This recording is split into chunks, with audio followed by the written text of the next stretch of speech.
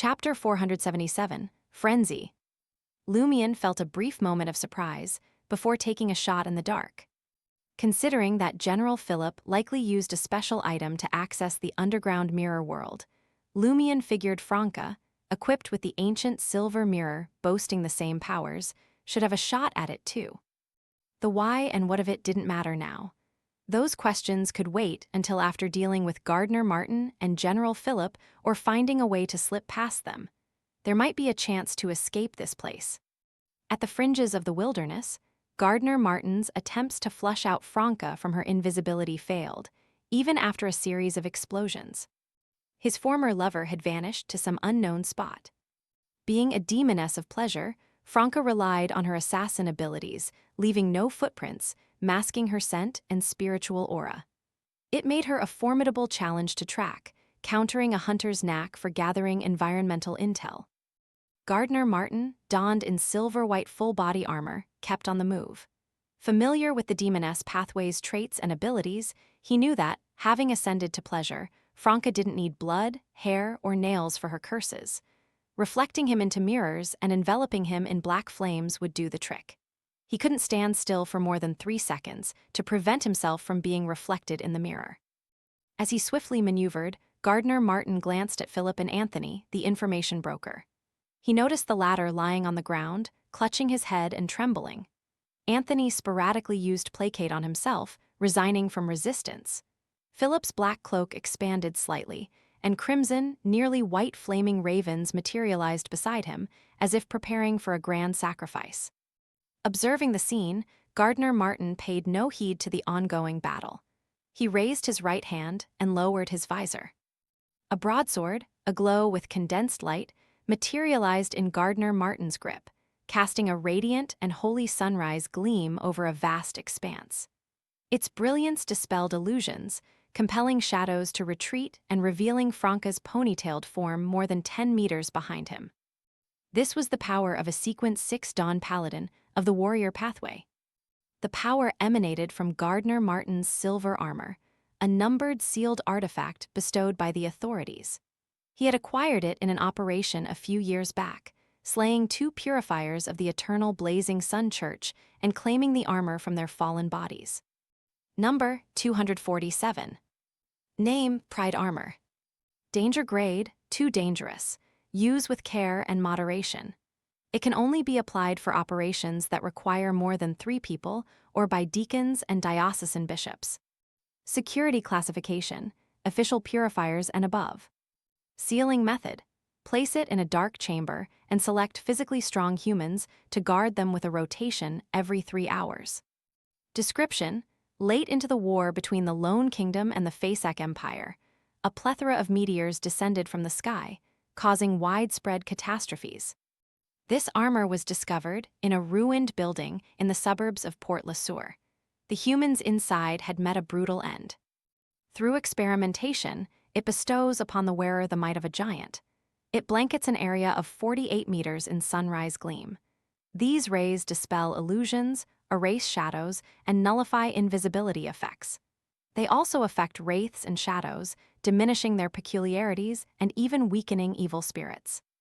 It possesses decent defensive capabilities and can be damaged but regenerates slowly. Depending on the extent of the damage, recovery can range from half an hour to a day. For detailed data, refer to Appendix 2. It also grants the wearer the ability to manifest a hefty, robust, yet sharp 2-handed broadsword. Each strike carries a purifying effect, and dismantling the radiant broadsword results in a formidable hurricane of light. This phenomenon can obliterate the human body, vanquish wraiths, and harm evil spirits.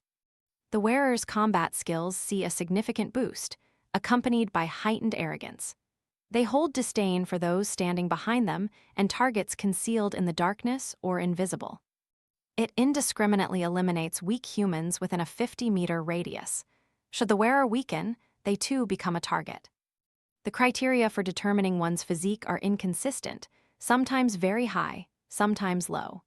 Initial findings suggest a correlation with the armor's condition and the surrounding environment. Most humans with regular exercise or those who rely on potions to enhance their physique pass the assessment without incident. For exceptions, it was later discovered they suffered from undetected serious illnesses or indulged excessively in the past 2 days. No matter who you are, caution is warranted when positioned behind this armor, though attacks don't always occur. Similarly, the wearer is vulnerable to its attacks when using other mystical items. Experimental results show heightened reactions when facing items from the Evernight pathway and the Earth pathway. The wearer of the armor eventually experiences varying degrees of betrayal, irrespective of whether they still wear the item. At night, this armor is very quiet, exhibiting minimal aggressiveness. However, under a moonlit sky, its demeanor becomes notably irritable, reaching maximal offensiveness. The highest level of experimental subjects is Sequence 5. Appendix 1, the wearer of the armor grows taller to varying degrees. Multiple wearings do not stack. Appendix 2. Under the influence of the sealed artifact, 247, Franca materialized. Gardner Martin, wearing a visor, hesitated briefly before slashing with the radiant broadsword in his hand. Simultaneously, a multitude of crimson, nearly white fire ravens condensed around him. Surrounded by crimson fire ravens, General Philip locked eyes with the prone Anthony Reed. With a slight lift of his chin, he declared, "Accept your fate." Anthony sensed the imminent danger, but found himself powerless to resist. Trembling, memories of that haunting night flooded his mind, making it difficult to put up any resistance. However, as he recalled General Philip's words about becoming a sacrifice, the tragic fate of his comrades, and the years of investigation, anger ignited within Anthony. "It's him. He's the one responsible for harming my comrades, those rough but endearing individuals, and my companions who once had my back." Suddenly, Lumien's earlier question echoed in Anthony's thoughts. "Up to this day, do you still wrestle with the fear from that night, the sounds of sudden gunshots? Do you truly possess the courage and determination to press on?" Anthony remembered his response. "Perhaps I perished in that attack. What remains is an avenging spirit, relentless in its pursuit of truth and retribution. I can be destroyed, but I can't give up.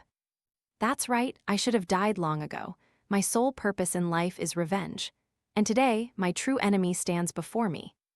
Why should I be afraid? I'm not even afraid of death. Why fear gunshots, explosions, or being a sacrifice? Wouldn't the worst outcome be death and being sacrificed to an evil god? I was already mentally prepared. This time, I chose to stay in Trier, not to flee from potential catastrophe, but to make amends for my regrets. Now, the opportunity has presented itself." The flames of revenge roared within Anthony Reed's heart.